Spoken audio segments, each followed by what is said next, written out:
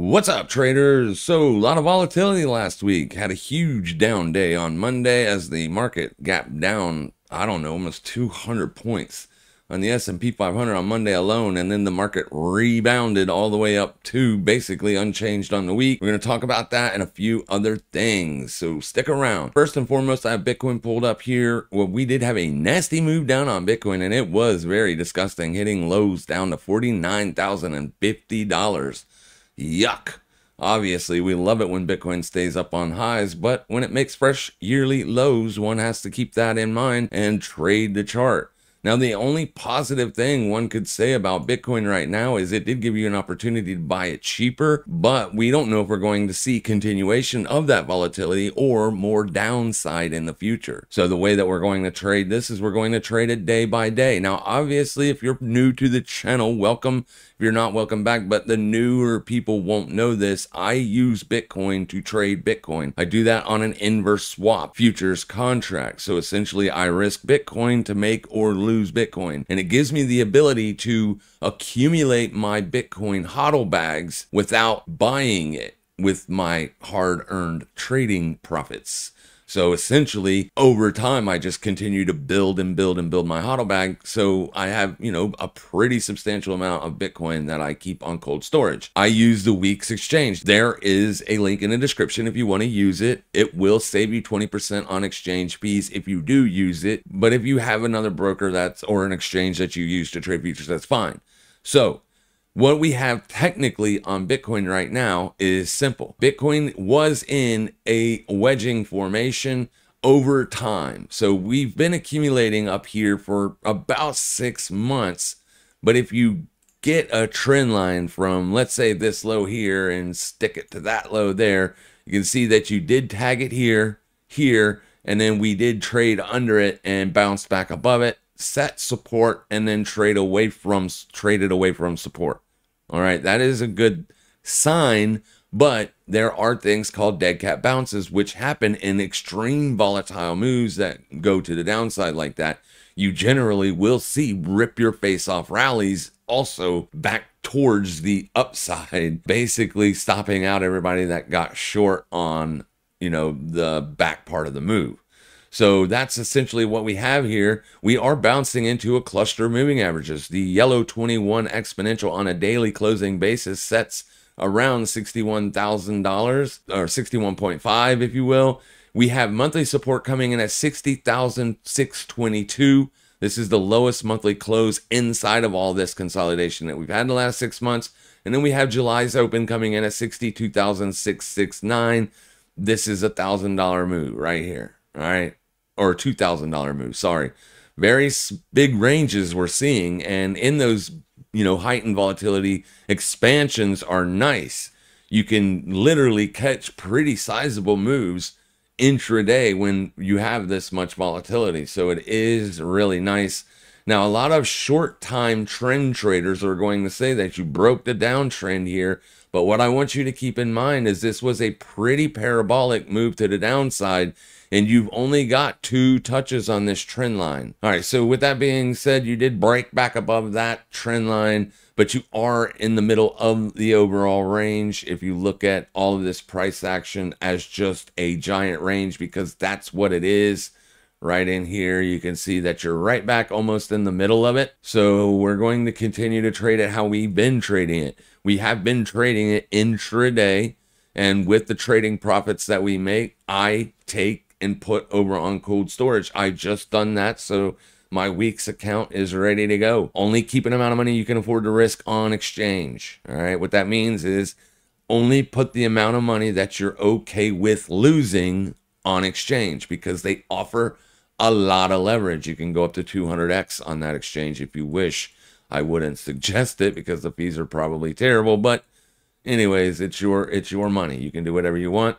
So here we are, rejecting the 200 moving average. This is a simple moving average. The purple is the 200 EMA, but you are rejecting from the 21 EMA and the 200 simple as of right now. This does look nice. I'll be honest, it is a very big expansion bullish candle, and I do like the fact that we've seen 2 very small range days after which could suggest that we would potentially see continuation to the upside.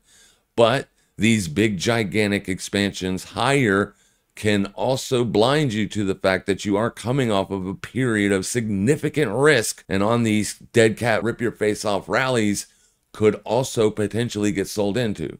So keep that in mind. Like I said, we're only targeting daily ranges, right? We're not looking for trend continuation. We are looking for those high probable moves intraday at those better times, like 9:30 in the morning, or at the London session open if you're trading during those hours. But we will continue to watch this moving forward, and we're doing all right on that. Let's go ahead over to the S&P 500 so I can give you your weekly expected move.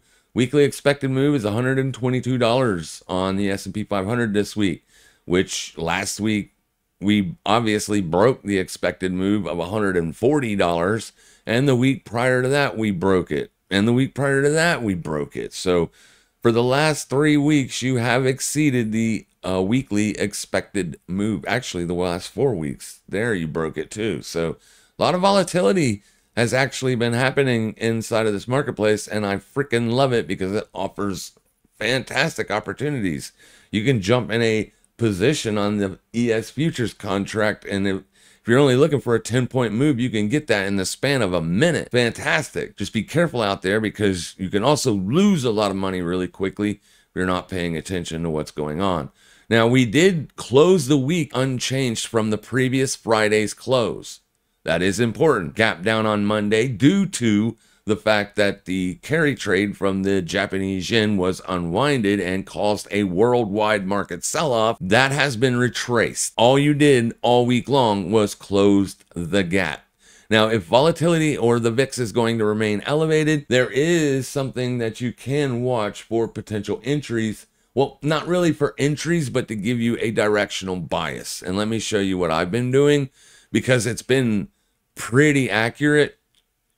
I've just been doing the market watch here, and you can see here on Friday, it actually closed to where I only watched the S&P 100. It's the 100 largest or the biggest market caps in the S&P. And basically the way I look at this is if it's 85 advancing and only 15 declining, then you would typically be looking for bullish entries, like say maybe around the low of day or a fresh low of day or the previous day's low, and just scalp a few points and then look for a pullback and then jump in, scalp a few more points and then call it a day, right? Like I said, I'm only looking for about 10 points.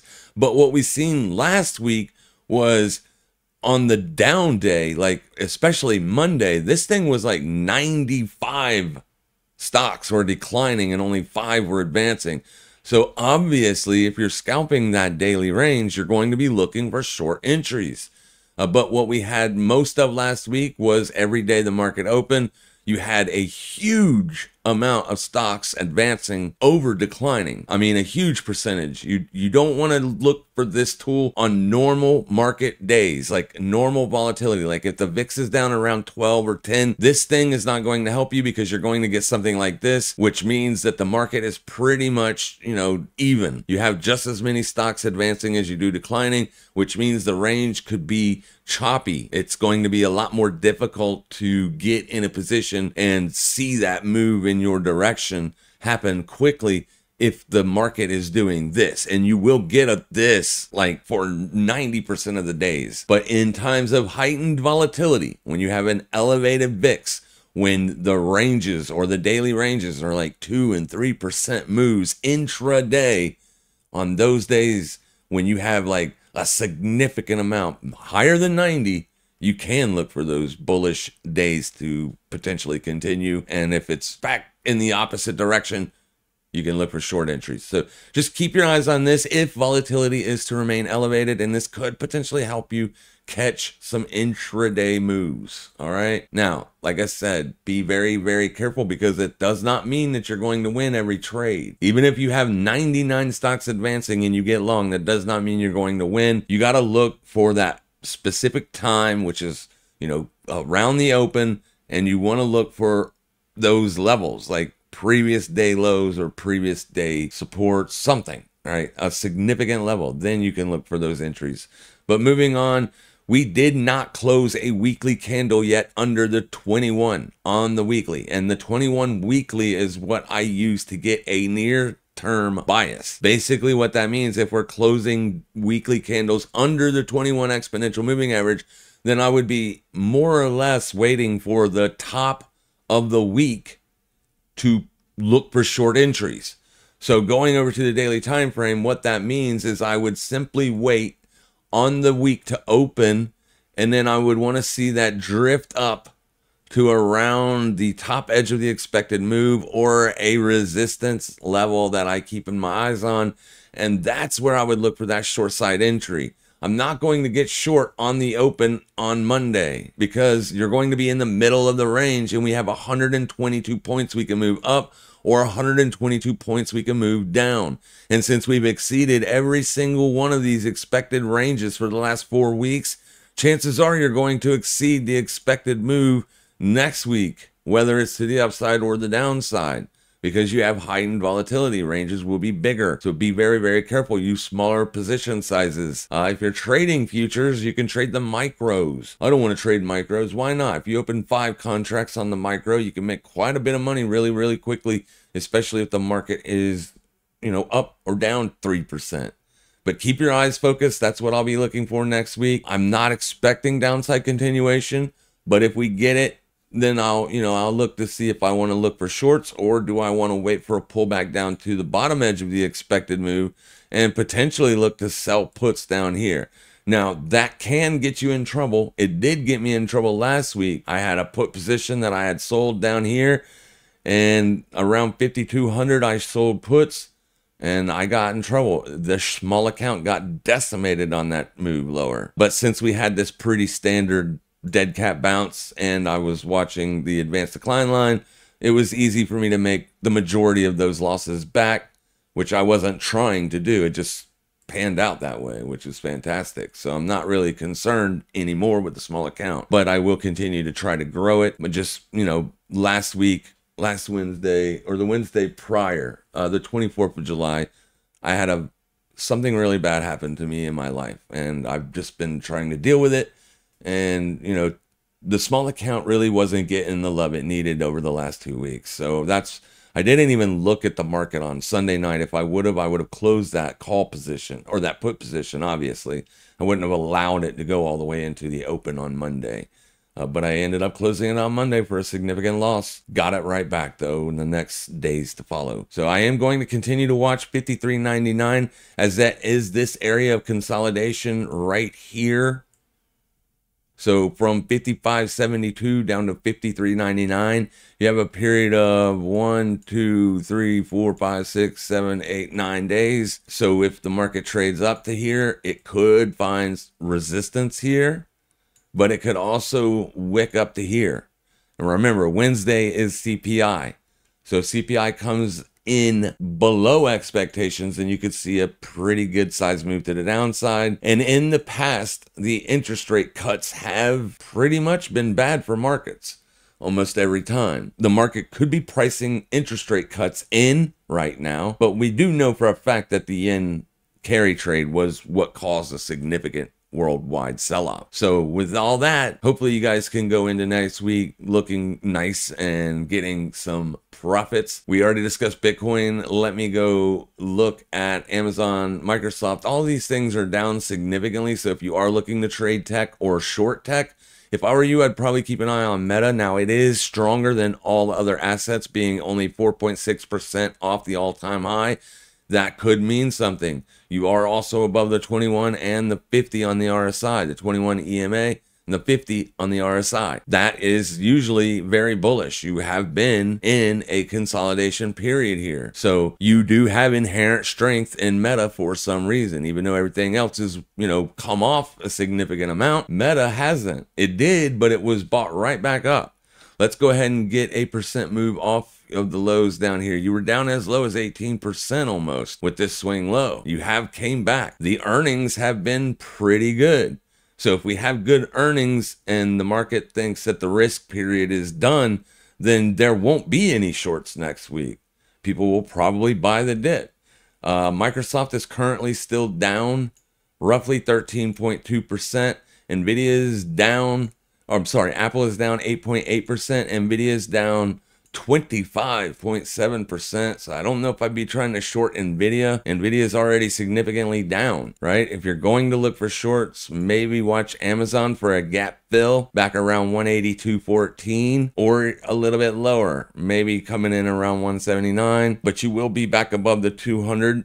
And we do know that people do like to buy daily 200s. So keep that in mind. Also, you have 14.6 on Google. But like I said, Meta is going to look the most attractive for short sellers next week. So if you want to keep Meta on watch, go ahead and keep it on watch. You do have 2-week resistance right here, meaning it is the highest 2-week closing candle that Meta has ever seen. And you just closed the 2-week candle. All right, you did break above and close above 2-week resistance here, but you have another 2-week resistance right there at 527.34, and you have bounced off that level perfectly. Right here, you opened up on Thursday, August the 1st, tested it, and boom, big sell side move there. So you may not retest it, but if you do retest it, if you want to short it, I leave that up to you. I don't know if I would, but I don't know if I would, just because it's so much stronger than all the other tech stocks. And generally that means something, right? If one stock is stronger than all the others, there has to be a reason for that. So just keep that in mind. Tesla not doing good. Tesla is very much struggling, as you are down 20% year to date and down 51.6% from the all-time high. You are trading currently under the daily 200 EMAs and simple moving average, but all the moving averages did get back to bullish construction almost. You got to get that blue line above the purple, and then you will have a bullish construction. I don't really know. I'm going to keep an eye on that trend line right there and see if we can get a bullish breakout above it. We get a bullish breakout above this trend line and back above the daily 21 EMA, then I might be able to look to get long and look for Tesla to retest that yearly open at 250.08. As far as all your other Bitcoin stocks and stuff like that, obviously Bitcoin got destroyed, so did they. Mara is back at the bottom edge of the range, retested the 1465 and then got a couple days of a bounce. It bounced because Bitcoin is continuing to bounce right now. The Bitcoin daily candle was really nice. I want to say that one more time. That is a really nice daily candle. So if we are going to see bullish continuation based off this candle here, then I would want to see that come into play at least by Monday. It would be better to see it come into play on Monday than Sunday, in my opinion, because a lot of times you get a bullish close on Sunday and then Monday it sells off. And we'll keep an eye on it and see what the market participants want to do. Most of the big gaps have been filled, at least on the major market index products. So if we are going to see downside continuation and a further expansion on the VIX back to the bullish side of things, and we could see that happen early next week, right? As the VIX is retesting the 21. But this is not a trending asset. The VIX is a mean reversion oscillator, if you will. It means basically it goes up, but then it comes back to the mean, right? Over time. It is a mean reversion oscillator, and that big, huge spike we got all the way up to 65.70 or something like that. What was it, 65.73? You closed at 20.36 on Friday. So that's a big move back to the downside, but this is the area at which we would expect it to potentially find support, right? There's your breakout area right around 1922 or 2126. So we're in an area right here that people could potentially look to buy VIX options or trade VIX futures. So be careful out there.